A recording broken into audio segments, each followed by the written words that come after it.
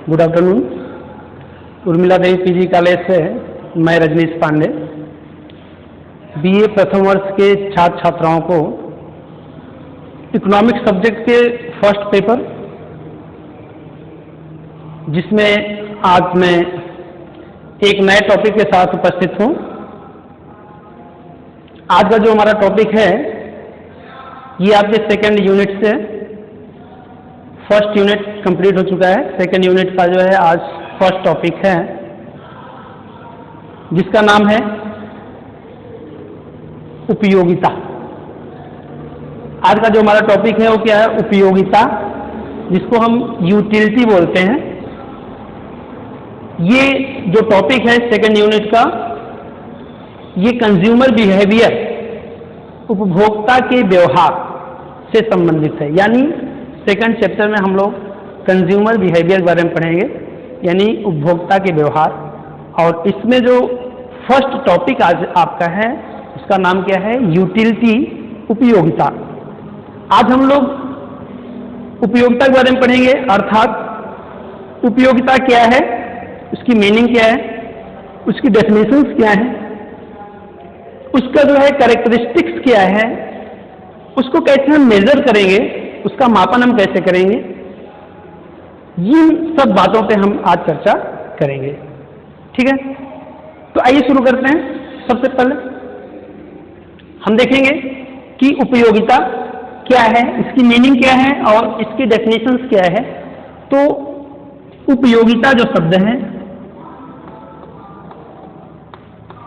उपयोगिता जिसको हम एक और नाम से जानते हैं, इसको हम तुष्टि गुण, तुष्टि गुण ही बोलते हैं। यानी उपयोगिता और तुष्टि गुण दोनों एक ही शब्द है, पर्यायवाची शब्द है। या कहीं तुष्टि गुण लिखा हो तो उसका मतलब भी उपयोगिता से ही होता है। उपयोगिता है तो तुष्टि गुण, दोनों की इंग्लिश एक ही होगी, जिसको हम इंग्लिश में बोलेंगे यूटिलिटी। ठीक है, उपयोगिता है क्या? तो सामान्य भाषा में हम बात करें तो दैनिक जीवन में हम विभिन्न प्रकार की वस्तुओं का उपभोग करते हैं। सामान्य ढंग से देखा जाए, प्रतिदिन हम लोग हवा, पानी, बिजली, इन सब का उपयोग करते हैं। इन सब का जब उपयोग करते हैं तो उससे क्या होता है? हमको एक सेटिस्फैक्शन मिलता है, एक संतुष्टि मिलती है। तो इन सब के उपयोग करने से जो संतुष्टि मिलती है, ये जो जिसके कारण मिलती है, इसी को हम क्या कहते हैं? उपयोगिता कहते हैं। अर्थात जो हमको विभिन्न प्रकार की वस्तुओं के उपभोग से जो सेटिस्फैक्शन मिलती है, संतुष्टि मिलती है, जिसके कारण मिलती है, वही क्या है? यूटिलिटी है। अर्थशास्त्र में यदि हम उपयोगिता की बात करें तो अर्थशास्त्र में उपयोगिता का व्यापक अर्थ है। अर्थशास्त्र में हम उपयोगिता के अर्थ के संबंध में बात करें तो किसी वस्तु अथवा सेवा का वह गुण जिससे मनुष्य के किसी आवश्यकता की क्या होती है? संतुष्टि होती है, या उसकी आवश्यकता पूर्ति होती है। इस गुण को ही क्या कहते हैं? हम उपयोगिता कहते हैं। और सरल शब्दों में हम बात करें, उपयोगिता किसी वस्तु अथवा सेवा का वह गुण है जिसके द्वारा आवश्यकताओं की संतुष्टि की जाती है अथवा आवश्यकताओं की पूर्ति की जाती है। निष्कर्ष रूप में हम बात करें तो उपयोगिता आवश्यकता पूर्ति की क्षमता को दर्शाता है। यानी उपयोगिता क्या करता है? ये आवश्यकता पूर्ति की क्षमता को व्यक्त करता है, यानी उपयोगिता के द्वारा ही क्या होता है, आवश्यकता की पूर्ति होती है। जैसे मान लीजिए हमको प्यास लगी है, तो प्यास लगी है तो जैसे ही हम पानी पीते हैं तो हमको उससे उपयोगिता मिलती है, और उस उपयोगिता के कारण ही हमारी प्यास बुझ जाती है। हमारी प्यास बुझ जाती है, इसका मतलब क्या है कि हमको संतुष्टि मिल गई, हमारी आवश्यकता की पूर्ति हो गई। मान लीजिए किसी व्यक्ति को भूख लगी है, उसको भोजन की आवश्यकता है, यदि उसको भोजन प्राप्त हो जाता है तो इससे क्या होगा, भोजन से उसको उपयोगिता मिलती है, यूटिलिटी मिलती है, और यूटिलिटी मिलने के कारण ही वो क्या होता है, सेटिस्फाइड हो जाता है। जो उसकी आवश्यकता है, भोजन की जो आवश्यकता थी, उससे वो सेटिस्फाइड हो गया, संतुष्ट हो गया, अर्थात उसकी आवश्यकता पूर्ण हो गई। और ये किस कारण हुई, ये भोजन में जो एक गुण था, उसके अंदर निहित जो गुण था जिसका नाम था उपयोगिता, उसी के कारण ही उस व्यक्ति को क्या मिला, सेटिस्फैक्शन मिला, संतुष्टि मिली। तो उपयोगिता के कारण ही क्या हुआ, व्यक्ति को संतुष्टि मिली, उसकी आवश्यकता की पूर्ति हुई। तो इसलिए हम कह सकते हैं कि उपयोगिता जो है वो आवश्यकता की पूर्ति की क्षमता को व्यक्त करता है। बात क्लियर होगी? किसी सर्विस की हम बात कर लें, किसी सेवा की बात कर लें, मान लीजिए हमको कहीं जाना है यात्रा में, बस के द्वारा जाना है, तो यदि बस सेवा हमको मिल जा रही है, जैसे ही हमने बस यात्रा हमने किया, तो बस यात्रा से क्या हुआ, हमको जहां जाना था वहां पे पहुंच गए। तो उस बस यात्रा से क्या मिली, हमको उपयोगिता मिली, और उस उपयोगिता के कारण क्या हुआ, हमारे आवश्यकता की पूर्ति हो गई, हमको सेटिस्फैक्शन मिल गया। तो यही जो गुण है, और ये जो उपयोगिता है, ये क्या है, ये वस्तु में निहित एक गुण है, एक शक्ति है, एक क्षमता है, जो उस आवश्यकता को पूर्ण करने में मदद करता है। यानी उपयोगिता के द्वारा ही आवश्यकता की पूर्ति की जा सकती है।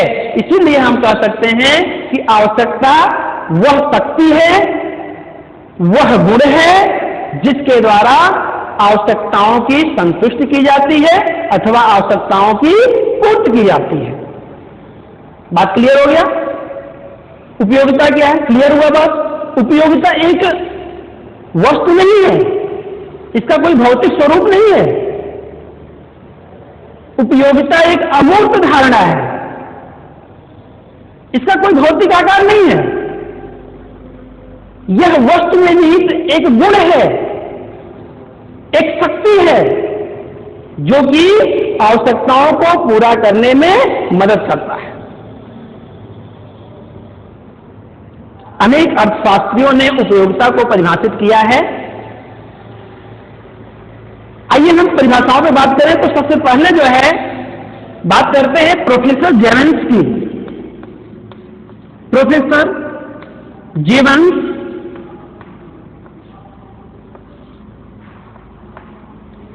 जेवंस ने उपयोगिता को परिभाषित करते हुए कहा कि उपयोगिता से हमारा तात्पर्य किसी वस्तु के उस अमूर्त गुण से होता है जिसके द्वारा आवश्यकता, जिसके द्वारा हमारे उद्देश्यों की पूर्ति होती है। एक बार फिर सुनिए, उपयोगिता से हमारा तात्पर्य किसी वस्तु के उस अमूर्त गुण से होता है जिसके द्वारा हमारे उद्देश्यों की पूर्ति होती है। यहां पर इनकी परिभाषा में आप देखिए, अमूर्त गुण की बात कर रहे हैं। अमूर्त गुण वस्तु में वस्तु की वह अमूर्त गुण जिसके द्वारा हमारे आवश्यकताओं की पूर्ति होती है, हमारे उद्देश्यों की पूर्ति होती है, उसी को हम क्या कहेंगे? उपयोगिता कहेंगे। ये परिभाषा किसने दिया? जेवंश ने दिया। अमूर्त शब्द का मतलब क्या होता है? वही मैं भी बात कर रहा था। दो शब्द होते हैं, एक मूर्त शब्द होता है, एक अमूर्त शब्द होता है। दोनों ही एक दूसरे के अपोजिट होते हैं, विलोम होते हैं। मूर्त का मतलब होता है जिसका कोई भौतिक स्वरूप हो, जिसका कोई भौतिक आकार हो। जैसे ये चौक है, इसका भौतिक आकार है, इसका रूप, इसको हम देख सकते हैं, छू सकते हैं, है ना? तो इसलिए क्या है? ये मूर्त है। लेकिन कोई ऐसी वस्तु जो क्या हो, जिसका कोई स्वरूप ना हो, जिसको हम स्पर्श नहीं कर सकते, जिसको हम देख नहीं सकते, केवल हम फीलिंग कर सकते हैं, अनुभूत कर सकते हैं, उसको हम क्या बोलेंगे? उसको हम बोलेंगे कि वह वस्तु कैसी है? अमूर्त है। तो यहां पर जो अमूर्त शब्द का प्रयोग किया गया है, इसलिए किया गया है क्योंकि उपयोगिता का कोई भौतिक स्वरूप नहीं होता। इसको जो है केवल हम क्या कर सकते हैं? इसको हम केवल स्पर्श कर सकते हैं, न तो स्पर्श कर सकते हैं, न तो इसको हम देख सकते हैं, केवल इसकी हम फीलिंग कर सकते हैं, यानी अनुभूत केवल कर सकते हैं। तो यहां पर जेवंश ने जो परिभाषा दी, इसका मतलब यही हुआ कि उपयोगिता जो है किसी वस्तु का जो है वह अमूर्त गुण होता है जिसके द्वारा हमारे उद्देश्यों की पूर्ति होती है। उद्देश्यों की पूर्ति का मतलब यही है कि जो हमारी आवश्यकता है उसकी पूर्ति जो है किसके द्वारा होती है? उपयोगिता के द्वारा ही होती है। अगली जो परिभाषा है प्रोफेसर वाघ के अनुसार,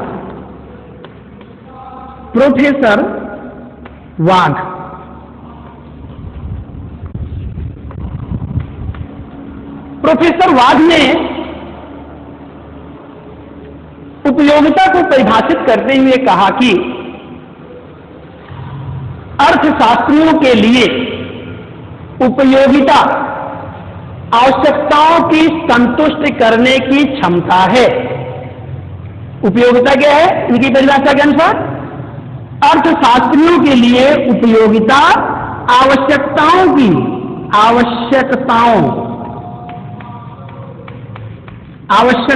की संतुष्टि करने की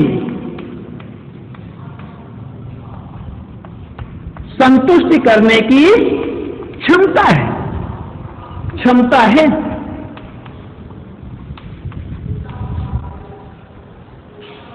यानी प्रोफेसर बाघ ने स्पष्ट कर दिया कि उपयोगिता जो है वह गुण है जिसके द्वारा व्यक्ति की आवश्यकताओं की संतुष्टि होती है। यानी आवश्यकता का जो संतुष्टि का तात्पर्य यह हुआ कि जो भी हमारी आवश्यकता, जैसे मैंने भी आपको बताया कि जैसे हमको भूख आई है, तो भूख आने पर यदि हमको भोजन मिल गया तो भोजन मिलने से क्या होगा? हमको उपयोगिता भी प्राप्त होगी, और इस उपयोगिता के कारण ही क्या होता है कि हमको सेटिस्फैक्शन मिलता है, संतुष्टि मिलती है, या कह लीजिए कि हमारी आवश्यकता की पूर्ति हो जाती है। आवश्यकता हमारी क्या थी? भोजन को प्राप्त करना, और जब भोजन हमको मिल गया तो हमारी आवश्यकता की पूर्ति हो गई। तो इस प्रकार जो है उपयोगिता के कारण ही हमारी आवश्यकताओं की संतुष्टि हो जाती है। इसलिए बाद में क्या जो है इसको डिफाइन किया उपयोगिता के बारे में कि उपयोगिता जो है आवश्यकताओं की संतुष्टि करने की क्या है? एक क्षमता है। मैंने आपसे बताया कि उपयोगिता क्या है? आवश्यकताओं की संतुष्टि करने की एक क्षमता है। यदि इन परिभाषाओं को हम निष्कर्ष रूप में कहें तो हम कह सकते हैं कि उपयोगिता किसी वस्तु अथवा सेवा का वह गुण अथवा क्षमता होता है जिसके द्वारा हम अपनी आवश्यकताओं को संतुष्ट करते हैं। अथवा उपयोगिता वस्तु की आवश्यकताओं की पूर्ति करने की क्षमता होती है। ये आपका जो है मैंने आपको बताया कि उपयोगिता क्या है, इसका अर्थ क्या है और इसकी परिभाषाएं क्या हैं। तो आप जो है निष्कर्ष रूप में आप यही समझेंगे कि उपयोगिता एक गुण है या एक शक्ति है जिसके द्वारा व्यक्ति क्या करता है, अपनी आवश्यकताओं को पूर्ण करता है। क्योंकि प्रत्येक व्यक्ति क्या करता है, अपने दैनिक जीवन में क्या करता है, प्रतिदिन क्या करता है, कुछ न कुछ वस्तुओं का उपभोग अवश्य ही करता है। तो जब भी वह वस्तुओं का उपभोग करता है तो उस उपभोग से उसको क्या मिलती है, उससे उसको उपयोगिता मिलती है। क्योंकि उपयोगिता जब उसको मिलती है तभी वह उस उपभोग वाली वस्तु से जो है क्या होता है, संतुष्ट होता है, यानी उसकी आवश्यकता पूर्ति होती है।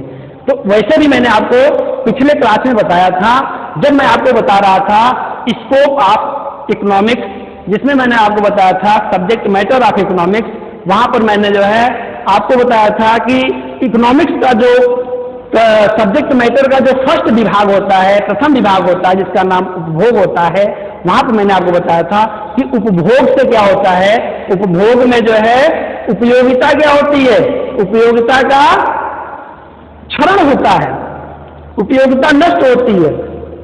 और उत्पादन में क्या होता है, उत्पादन में उपयोगिता का सृजन होता है। क्योंकि हम जब किसी वस्तु का उपभोग करते हैं तो क्या होता है, उससे हमको उपयोगिता मिलती है, और उपयोगिता जब हमको मिलती है तो जब जहां पे उपयोगिता हमारी शून्य हो जाती है, अभी हम आपको आगे बताएंगे उपयोगिता के प्रकार के बारे में बताएंगे, तो वहां पे हम आपको बताएंगे कि एक सीमांत उपयोगिता होती है, जहां पे व्यक्ति की जो है सीमांत उपयोगिता शून्य हो जाती है, वहां पे वो क्या होता है, वो पूर्णतः सेटिस्फाइड हो जाता है, संतुष्ट हो जाता है। और इसलिए हम कह सकते हैं क्योंकि वहां पे सीमांत उपयोगिता शून्य हो जाती है, जहां पे वो सेटिस्फाइड होता है, इसलिए हम कहते हैं कि उपयोगिता क्या हो रही है, उसका क्षरण हो रहा है, उसका ह्रास हो रहा है, या उपयोगिता नष्ट होती है। तो कहने का तात्पर्य यहाँ पे आपको यही समझना है कि उपयोगिता क्या है। उपयोगिता एक गुण है, किसी भी वस्तु या सेवा का एक गुण है जिसके द्वारा किसी भी आवश्यकता की हम पूर्ति कर सकते हैं या अपनी आवश्यकता की संतुष्टि कर सकते हैं। ठीक है, अब हम आगे चलते हैं, इसकी विशेषताओं के बारे में हम बात करेंगे। Characteristics of utility.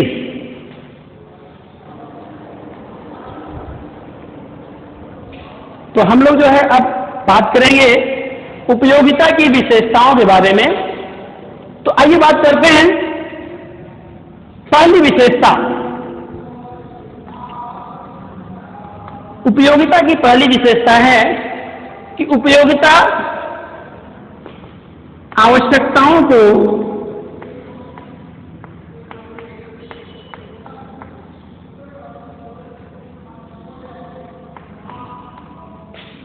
पूर्ति करने की शक्ति, आवश्यकताओं को पूर्ति करने की शक्ति या आवश्यकता पूर्ति की शक्ति। उपयोगिता में आवश्यकता पूर्ति की शक्ति निहित होती है। किसी भी वस्तु अथवा सेवा की आवश्यकता की पूर्ति करने की जो शक्ति है ये उपयोगिता में निहित होती है, इसलिए ये इसकी पहली विशेषता है। आवश्यकता पूर्ति की शक्ति, ये क्या है, आवश्यकता पूर्ति की जो शक्ति है इसका मतलब क्या हुआ, अभी मैं मीनिंग में आपको बता रहा था, वही चीज यहां पर भी है कि उपयोगिता के द्वारा ही जो हमारी उपयोगिता होती है उसके द्वारा ही व्यक्ति की किसी भी आवश्यकता की संतुष्टि होती है। इसलिए हम कह सकते हैं कि उपयोगिता में आवश्यकता को पूर्ति करने की शक्ति पाई जाती है। फॉर एग्जाम्पल, मैंने आपको बताया कि मुझे जो है ब्लैक बोर्ड पर, सॉरी ग्रीन बोर्ड पर लिखने की आवश्यकता है, चौक की आवश्यकता है। अब जैसे ही हमको चौक मिलता है, मैं इस पर लिख रहा हूं या मैंने इस पर लिखने का कार्य किया, तो इसका मतलब क्या हुआ कि इससे हमको उपयोगिता मिली, क्योंकि इस उपयोगिता के कारण ही हमारा जो चार्ट प्राप्त करने की जो आवश्यकता थी, जो लिखने की हमारी आवश्यकता थी, उसकी पूर्ति हो गई। तो किसके द्वारा हुई? उपयोगिता के द्वारा हुई। तो उपयोगिता ही क्या है? वह शक्ति है जो कि आवश्यकताओं को पूर्ति करता है। तो इसलिए हम कह सकते हैं कि उपयोगिता जो है वह आवश्यकता की पूर्ति करने की शक्ति होती है, या उपयोगिता में आवश्यकता पूर्ति की शक्ति निहित होती है। इतनी बात क्लियर हो गई? सेकंड की हम बात करते हैं, दूसरी विशेषता की बात करते हैं। उपयोगिता जो है सापेक्षिक शब्द है, सापेक्षिक शब्द है।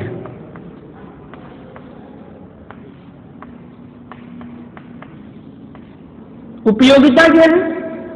सापेक्षिक शब्द है। सापेक्ष, निरपेक्ष, रिलेटिव, एब्सोल्यूट। उपयोगिता एब्सोल्यूट वर्ड नहीं है। Utility is relative word.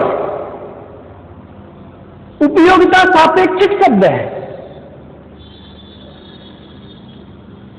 इसका कोई एक ऐसा मानक नहीं है कि कोई वस्तु है, मान लीजिए पेन है। अब ये पेन है, इस पेन से यदि सब व्यक्ति, जितने भी व्यक्ति हैं, यदि सभी व्यक्तियों को इस पेन से समान संतुष्टि मिलती है, सभी को समान संतुष्टि मिलती है, तो इसका मतलब है कि ये जो आपका गुण है, ये जो उपयोगिता जो प्राप्त हो रही है, ये निरपेक्ष शब्द होता। लेकिन एक ही पेन से हर परिस्थिति, हर समय में, हर व्यक्ति को समान संतुष्टि नहीं मिल सकती, समान उपयोगिता नहीं मिल सकती। क्यों नहीं मिल सकती? जैसे कोई पढ़ा लिखा व्यक्ति है, तो पढ़े लिखे व्यक्ति के लिए एक पेन क्या हो सकता है? उपयोगी हो सकता है। उससे उसको जो है उपयोगिता प्राप्त हो सकती है। लेकिन एक निरक्षर व्यक्ति है, पढ़ा लिखा व्यक्ति नहीं है, तो उसके लिए उस पेन से कोई उपयोगिता प्राप्त होने वाली नहीं है। तो पढ़ा लिखा व्यक्ति है, उसको उपयोगिता प्राप्त हो रही है। पढ़ा लिखा व्यक्ति नहीं है, निरक्षर व्यक्ति है, तो उसको उपयोगिता प्राप्त नहीं होगी। यदि इसमें जो है निरपेक्षता का गुण होता, यदि उपयोगिता निरपेक्ष शब्द होता, तो ऐसी स्थिति में दोनों व्यक्तियों को, यानी सभी व्यक्तियों को समान मात्रा में उपयोगिता प्राप्त होती। तो उपयोगिता कैसे शब्द है? उपयोगिता जो है ये सापेक्षिक शब्द है। अच्छा, पढ़े लिखे व्यक्तियों की भी हम बात करें तो उसमें भी सभी को एक जैसा उपयोगिता नहीं प्राप्त होगी।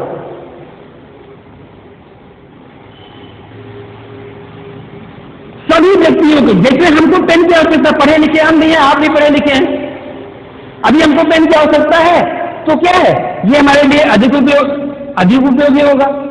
इससे अधिक उपयोगिता हमको मिलेगी, तुरंत आवश्यकता है। तो आप भी पढ़े लिखे हैं, लेकिन आपको तुरंत कोई आवश्यकता नहीं है, तो आपके लिए उस समय उपयोगिता तो मिलेगी, लेकिन उतनी ज्यादा उपयोगिता प्राप्त होने वाली नहीं है जितना हमको उपयोगिता मिलेगी। तो हमको अधिक मिलेगी, आपको कम मिलेगी। और दूसरा एग्जांपल ले लेते हैं। जैसे पानी को ले लीजिए, भोजन को ले लीजिए।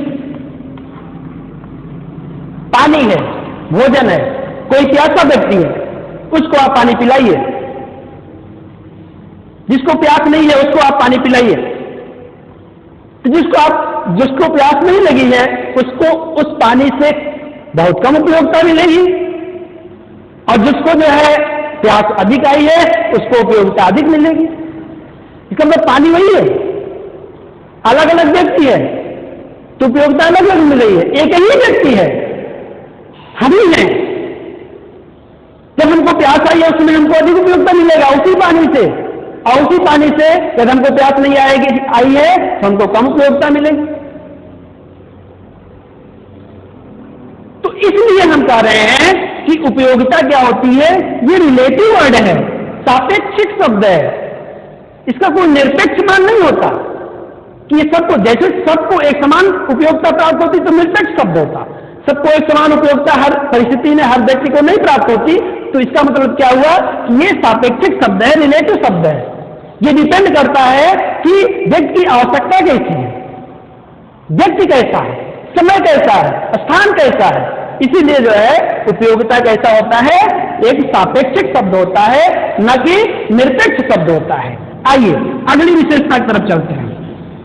उपयोगिता की जो अगली विशेषता है, तीसरी विशेषता की तरफ चलते हैं। उपयोगिता का लाभदायकता से, उपयोगिता का लाभदायकता से कोई संबंध नहीं।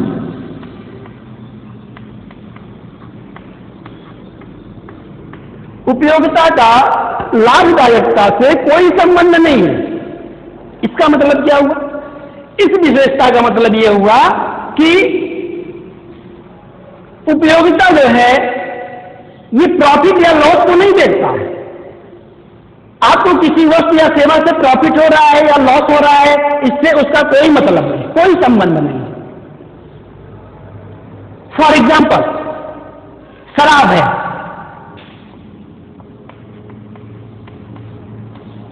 शराब पीने से हमारा स्वास्थ्य खराब हो सकता है, तो शराब पीने से हमारा स्वास्थ्य खराब हो सकता है, इसका मतलब ये हमारे लिए क्या है? हानिकारक है, इससे हमको कोई लाभ नहीं होने वाला है। तो शराब से हमको लाभ नहीं होगा तो इसका मतलब नहीं कि हमको उपयोगिता नहीं मिलेगी। हमको लाभ नहीं हो रहा है, फिर भी यदि मैं शराबी हूं तो हमको उपयोगिता मिलेगी। आप जूस पी रहे हैं, तो जूस पीने से आपका स्वास्थ्य अच्छा रहेगा, आपको लाभ प्राप्त होगा। तो जूस पी रहे हैं, उससे आपको उपयोगिता मिलेगी, आपको लाभ प्राप्त हो रहा है। शराब पी रहे हैं, आपकी स्वास्थ्य को लिए हानिकारक है, लेकिन उसमें भी आपको उपयोगिता मिल रही है। तो कहने का तात्पर्य क्या है कि उपयोगिता जो है ये प्रॉफिट को नहीं देखता कि आपको प्रॉफिट होगा तभी आपको उपयोगिता मिलेगी। यदि आपको लॉस हो रहा है, आपके लिए कोई वस्तु हानिकारक है, कोई सेवा हानिकारक है, फिर भी आपको जो है उससे उपयोगिता प्राप्त होगी। तो शराबी जो है, मैंने आपको बताया, यदि शराब पीता है तो उससे उसकी आवश्यकता की संतुष्टि होती है, अर्थात उसको उपयोगिता प्राप्त होती है। इसलिए जो है हम कह सकते हैं कि जबकि उसके स्वास्थ्य के लिए क्या है, वो हानिकारक है, लेकिन उपयोगिता नहीं देख रहा है कि इसके स्वास्थ्य के लिए हानिकारक है, इसलिए हम उपयोगिता नहीं प्राप्त करेंगे इसमें, या उपयोगिता इसमें उत्पन्न नहीं होगी, तो उपयोगिता का इससे कोई मतलब नहीं। तो इसका मतलब हम कह सकते हैं कि उपयोगिता का जो है लाभदायकता से कोई संबंध नहीं है। बात क्लियर हुआ? आगे चलते हैं, आगे चलते हैं। अगली विशेषता, चौथी विशेषता,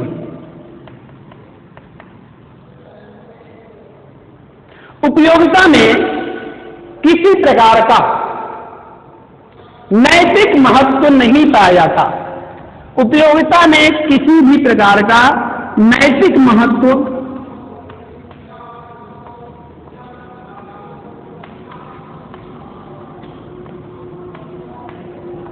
नहीं पाया जाता, अर्थात उपयोगिता का नैतिकता से भी कोई संबंध नहीं है। जैसे आपने देखा कि उपयोगिता का लाभदायकता से कोई संबंध नहीं है, उसी प्रकार से उपयोगिता का नैतिकता से भी कोई संबंध नहीं है।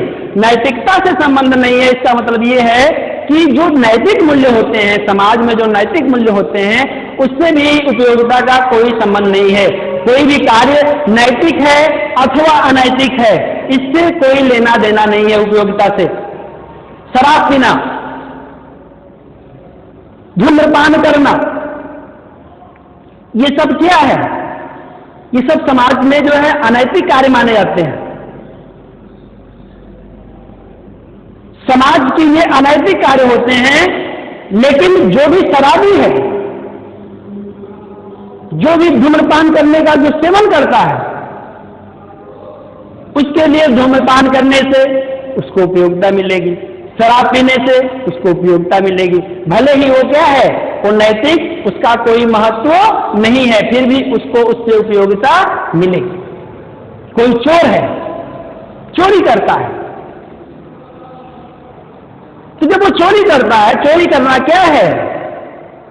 चोरी करना ये अनैतिक कार्य है, नैतिक कार्य नहीं है। लेकिन जब भी चोर जो है चोरी करता है तो उससे उसकी आवश्यकताओं की पूर्ति होती है, क्योंकि चोरी करने से उसको क्या होता है, उससे उसको उपयोगिता प्राप्त होती है। तो इस प्रकार हम कह सकते हैं कि उपयोगिता का जो है कोई भी नैतिक महत्व नहीं होता, या उपयोगिता का नैतिकता से कोई संबंध नहीं होता। अगली विशेषता की तरफ चलते हैं।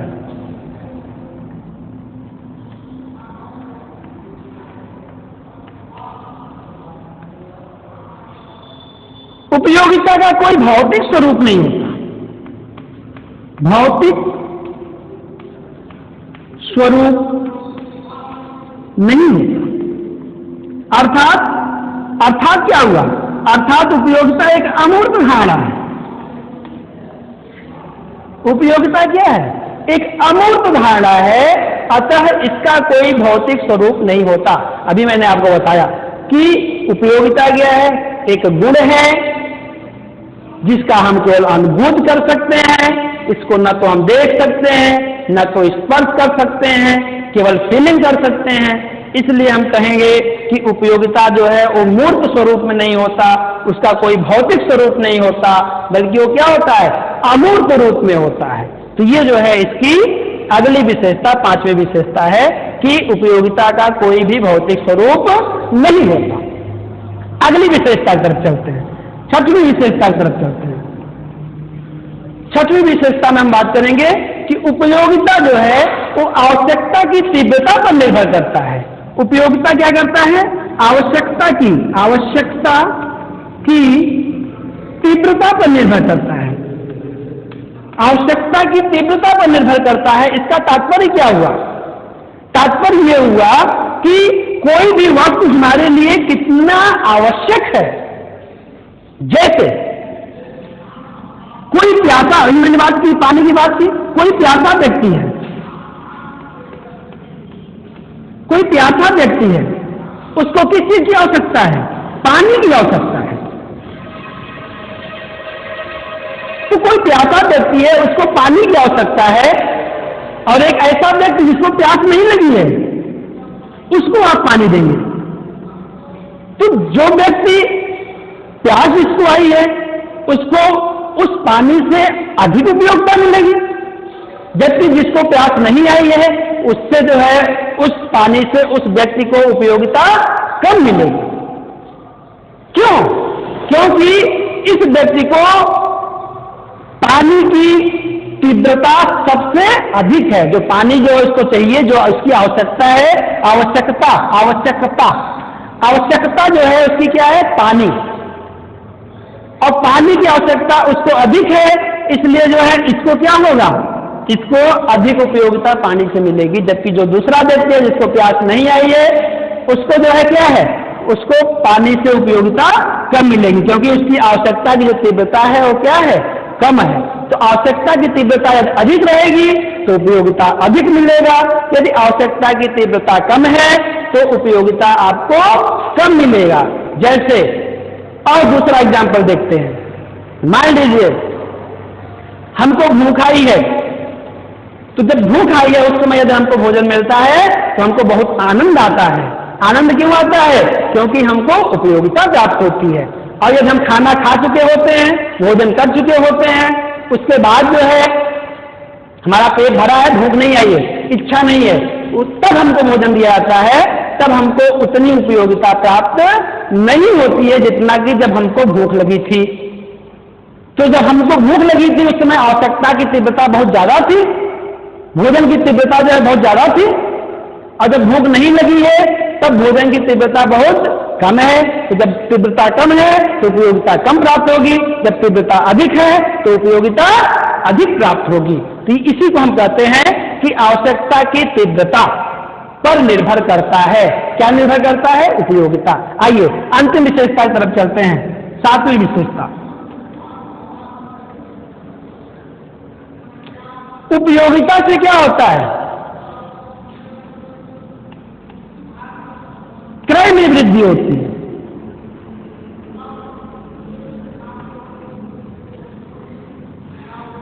क्रय, क्रय विक्रय, वस्तुओं का जो हम क्रय करते हैं, वस्तुओं का जो हम उपभोग करते हैं, उसको बढ़ावा मिलता है। किसी वस्तु को हम अधिक से अधिक खरीदते हैं, अधिक से अधिक उपभोग करते हैं। क्यों करते हैं? क्योंकि हमको उससे उपयोगिता मिलती है। यदि हमको जो है किसी वस्तु की आवश्यकता है तो हम क्या करते हैं? उसका क्रय करते हैं। क्यों क्रय करते हैं? क्योंकि उस वस्तु की हमको आवश्यकता है और उस आवश्यकता को पूर्ण करने के लिए हम उस वस्तु को क्रय करते हैं।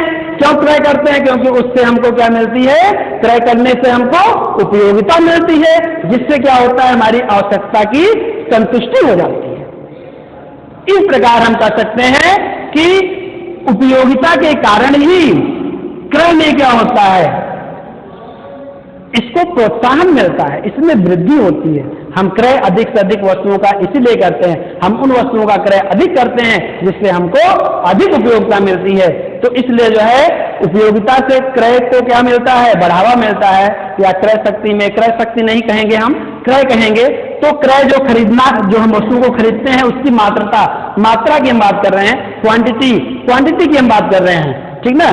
क्वांटिटी, परचेजिंग क्वांटिटी की बात कर रहे हैं। जो हम खरीदते हैं वस्तुओं को, उसकी हम क्वांटिटी, मात्रा की बात कर रहे हैं, न कि शक्ति की बात कर रहे हैं, ठीक ना? तो उसकी मात्रा में क्या होती है? वृद्धि होती है। यानी क्रय को क्या मिलता है? बढ़ावा मिलता है। किसके कारण? उपयोगिता के कारण। तो ये जो है आपकी हमने 7 विशेषताओं के बारे में चर्चा किया कि उपयोगिता क्या है? आवश्यकताओं की पूर्ति करने की शक्ति को व्यक्त करता है। उपयोगिता जो है सापेक्षिक शब्द है। उपयोगिता का लाभदायकता से कोई संबंध नहीं होता। उपयोगिता में जो है कोई नैतिक महत्व नहीं पाया जाता, अर्थात उपयोगिता का कोई नैतिकता से संबंध नहीं होता। उपयोगिता का कोई भौतिक स्वरूप नहीं होता, क्योंकि उपयोगिता क्या एक अमूर्त धारणा है। और 6वां पॉइंट है आवश्यकता की तीव्रता जो है, ये उपयोगिता जो होती है वो आवश्यकता की तीव्रता पर निर्भर करती है। और लास्ट पॉइंट है कि इससे क्या होता है? उपयोगिता से क्रय में वृद्धि होती है। आइए अब हम बात करेंगे, नेक्स्ट एंड लास्ट टॉपिक है मेजरमेंट, मापन की बात करेंगे। यानी उपयोगिता को कैसे मापा जाता है।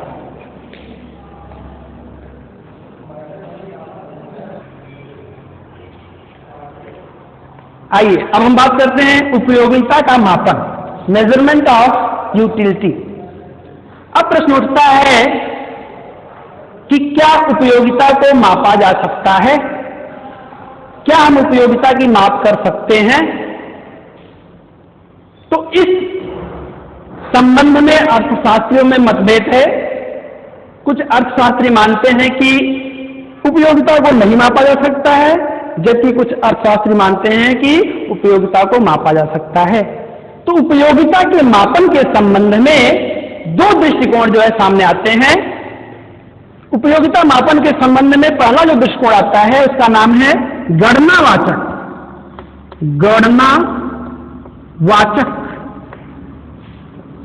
दृष्टिकोण, और दूसरा जो आता है, दूसरा है क्रमवाचक दृष्टिकोण, क्रमवाचक दृष्टिकोण।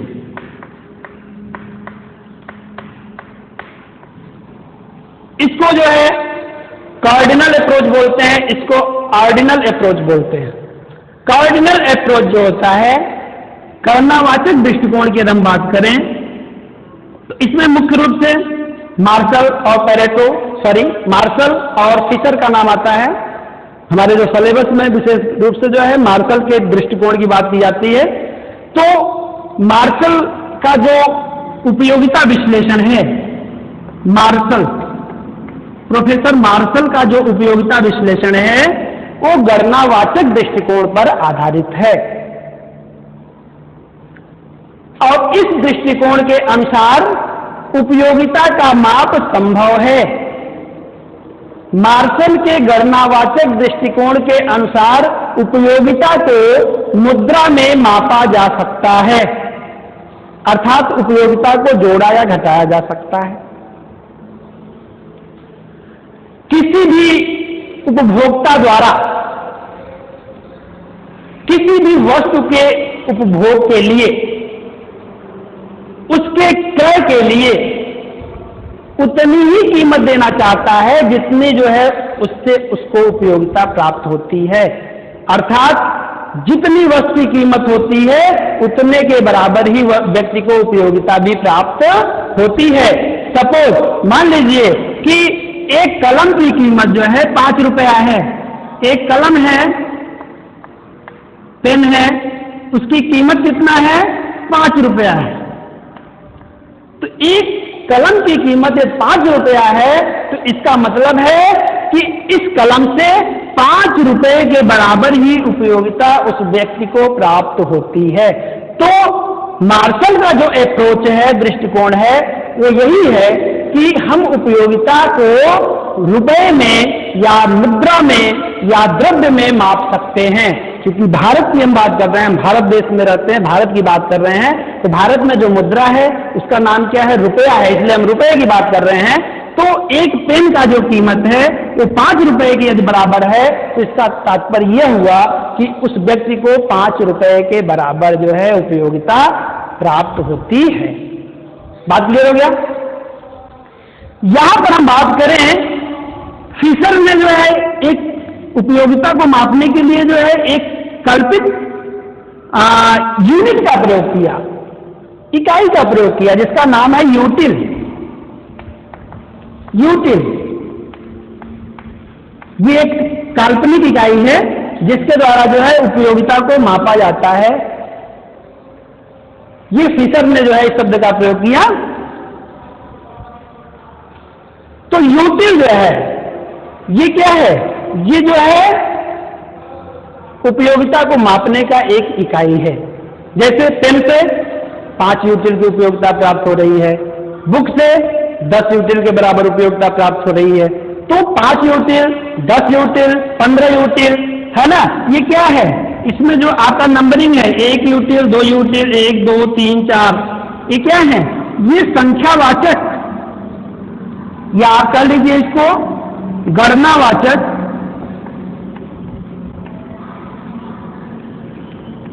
संख्या। ये क्या है? इसको गणनावाचक संख्या बोलते हैं। यानी उपयोगिता गणनावाचक दृष्टिकोण के अनुसार उपयोगिता को जो है गणनावाचक संख्या के द्वारा जो है हम व्यक्त कर सकते हैं। बात क्लियर हुई? गणनावाचक दृष्टिकोण के अनुसार, मार्शल के गणनावाचक दृष्टिकोण के अनुसार मुद्रा को उपयोगिता को मुद्रा में मापा जा सकता है। जितनी किसी वस्तु की मुद्रा में जितनी उसकी कीमत होगी उतने के बराबर उसको उपयोगिता प्राप्त होगी, जैसा कि मैंने एग्जाम्पल द्वारा आपको बताया। फिशर ने यूटिल शब्द का प्रयोग किया उपयोगिता को मापने के लिए। तो जिस यूटिल का प्रयोग शब्द का प्रयोग किया उसमें किसी भी वस्तु से मान लीजिए आपको 5 यूटिल मिल रहा है, किसी को 2 यूटिल मिल रहा है, किसी को 1 यूटिल मिल रहा है। यूटिल क्या है? वो एक कल्पित इकाई है उपयोगिता को मापने के लिए। जैसे हम चीनी लेते हैं 1 किलोग्राम, 2 किलोग्राम, 3 किलोग्राम, तो किलोग्राम क्या है? वह उस मात्रा की इकाई है। वैसे यूटिल भी क्या है? वह जो है इसकी उपयोगिता को मापने की एक क्या है? इकाई है। तो यहाँ पे 2 तरह के आप देख रहे हैं, एक यूटिल के द्वारा हम माप सकते हैं और एक जो है हम क्या कर सकते हैं? मुद्रा के द्वारा या द्रव्य के द्वारा जो है हम माप सकते हैं गणनावाचक दृष्टिकोण के अनुसार। अब इस दृष्टिकोण की कुछ मान्यताएं भी हैं। यदि हम मान्यताओं की बात करें, कुछ विशेष मान्यताओं की बात करें, मान्यताएं, इसकी कुछ मान्यताएं हैं। तो मान्यताओं की हम बात करें, अजम्पशंस होता है मान्यताएं। मान्यताओं में कुछ विशेष मान्यताओं की हम बात करें तो पहली मान्यता यही होगी कि वस्तु को, किसी भी वस्तु को किसी भी वस्तु की जो उपयोगिता होती है उसको हम मुद्रा द्वारा मापा, उस वस्तु की उपयोगिता को हम मुद्रा द्वारा माप सकते हैं। तो मुद्रा द्वारा मापा जाना, किसी भी वस्तु की उपयोगिता को, किसी भी वस्तु या सेवा की उपयोगिता को मुद्रा द्वारा मापा जाना, ये इसकी जो है पहली विशेषता, पहली मान्यता है। मान्यता का मतलब क्या होता है? मान्यता का मतलब ये होता है कि किसी भी नियम, किसी भी सिद्धांत, किसी भी दृष्टिकोण में क्या होता है, कुछ मान्यताएं दे दी जाती हैं। मान्यताओं मतलब ये है कि ये सब बातें जब लागू होती हैं, ये सब बातें जब लागू होंगी तभी हमारा जो दृष्टिकोण होगा, हमारा जो नियम होगा, जो हमारा सिद्धांत होगा, तभी लागू होगा। ये बातें पहले से ही मान ली जाती हैं, ये कांस्टेंट रहती है, मतलब इसको आप मान के इसको मान लिया जाता है कि ये बातें होनी चाहिए। जब ये बातें रहेंगी तभी जो है हमारा सिद्धांत या नियम या दृष्टिकोण काम करेगा। इसी को हम क्या कहते हैं? मान्यताएं कहते हैं। तो ये मान्यताएं होती हैं, इसको हम जो है क्या कहते हैं? मान्यताएं। जिसमें पहला मान्यता आपने देखा कि इसको जो है मुद्रा के द्वारा मापा जा सकता है। दूसरा जो है इसकी मान्यता है जिसको हम कहते हैं कि दूसरी मान्यता में जो है गणनावाचक दृष्टिकोण की दूसरी मान्यता में उपभोक्ता को एक विवेकशील व्यक्ति माना जाता है। उपभोक्ता क्या है? विवेकशील है, जिसका उद्देश्य क्या है? अधिकतम उपयोगिता को प्राप्त करना। उपभोक्ता क्या है? विवेकशील है। विवेकशील है और उसका उद्देश्य क्या है? उसका उद्देश्य है अधिकतम उपयोगिता को प्राप्त करना। ये जो है इसका अगला जो है आपका है, आप अगली मान्यता की बात हम यहां पे कर रहे हैं, ठीक है। और हम तीसरी यदि मान्यता की बात करें तो प्रत्येक वस्तु से जो उपयोगिता प्राप्त होती है वो स्वतंत्र होती है। प्रत्येक वस्तु से जो उपयोगिता प्राप्त होती है वो क्या होती है? स्वतंत्र होती है। यानी हर वस्तु की जो उपयोगिता है वो स्वतंत्र होती है। किसी भी वस्तु का दूसरे वस्तु से जो है कोई संबंध नहीं होता कि इस वस्तु की उपयोगिता दूसरे वस्तु की उपयोगिता को प्रभावित करेगी, ऐसा नहीं। यहाँ पे ऐसा मान लिया गया है कि प्रत्येक वस्तु की जो उपयोगिता होगी वो क्या होती है? स्वतंत्र होती है। किसी का जो है स्थानापन्न, किसी भी वस्तु का स्थानापन्न वस्तु नहीं पाई जाती है, ऐसा इसको मान लिया गया है।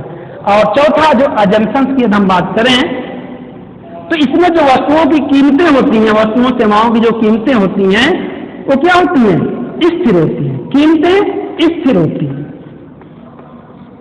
क्योंकि कीमतें क्या करती हैं? उपयोगिता को प्रभावित करती हैं। आपने देखा कि जितनी कीमत होगी वस्तु की उतनी ही क्या होगी? उतनी ही आपको उपयोगिता प्राप्त होगी। इसलिए जो है ये कीमतें जो है परिवर्तित होगी तो उपयोगिता में ही क्या होगा? वो प्रभावित होगा, यानी उसमें भी परिवर्तन होगा। इसलिए जो है यहाँ पे अजम्पशंस के रूप में प्राइसेस को जो है कांस्टेंट मान लिया जाता है, ठीक है। तो ये जो है इसकी कुछ मान्यताएं यहाँ पे हमने आपको बताया। इस दृष्टिकोण की आलोचनाएं भी की गई। क्रिटिसिज्म की हम बात करें, आलोचनाओं की बात करें,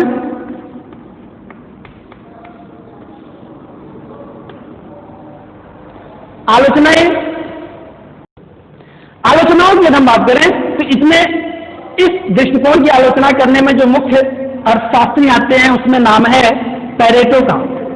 Pareto, Hicks, Allen, Pareto, Hicks, Allen आदि अर्थशास्त्रियों ने उपयोगिता के गणनावाचक दृष्टिकोण की आलोचना की और इसकी आलोचना करते हुए उन्होंने बताया कि जो उपयोगिता है,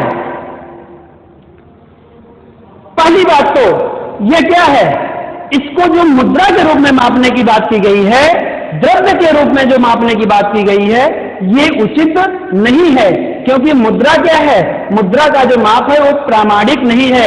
अन्य जो माप होते हैं उसकी तरह प्रामाणिक माप नहीं होता, क्योंकि जो मुद्रा का मूल्य होता है वो क्या होता है? घटता बढ़ता रहता है, कम ज्यादा होता रहता है। इसलिए जो है ये जो माप है ये प्रामाणिक माप नहीं है, ये उचित नहीं है। ये जो है पहली आलोचना की गई। दूसरी यदि आलोचना की हम बात करें तो इन अर्थशास्त्रियों ने बताया कि उपयोगिता क्या है? यह एक अमूर्त धारणा है, इसका कोई भौतिक स्वरूप नहीं होता। इसलिए इसको जो है वस्तुगत किसी वस्तु के द्वारा, जैसे हम यहाँ पर जो है मुद्रा के द्वारा मापा जा रहा है, तो किसी जो है वस्तुगत तरीके से जो है इसका माप संभव नहीं है। तो इस तरीके से जो है इस दृष्टिकोण का जो है आलोचना किया गया। ठीक है, अब हम आगे बात करेंगे दूसरे दृष्टिकोण की। दूसरे दृष्टिकोण की बात करेंगे। दूसरे दृष्टिकोण, सेकंड जो अप्रोच है उसका नाम है क्रमवाचक दृष्टिकोण, या इसको इंग्लिश में ऑर्डिनल अप्रोच बोलते हैं। इस दृष्टिकोण के जो समर्थक हैं उनमें जो है नाम आता है पैरेटो का, पैरेटो, हिक्स तथा एलन आदि। इन अर्थशास्त्रियों का जो उपयोगिता विश्लेषण का जो दृष्टिकोण है वो कौन सा दृष्टिकोण है? क्रमवाचक दृष्टिकोण है, ऑर्डिनल दृष्टिकोण है। और इस दृष्टिकोण के अनुसार हम उपयोगिता का माप नहीं कर सकते। इस दृष्टिकोण में क्रमवाचक संख्या की बात की गई है। क्रमवाचक, क्रमवाचक संख्या क्या होता है? क्रमवाचक संख्या का मतलब यह है जैसे प्रथम, द्वितीय, तृतीय,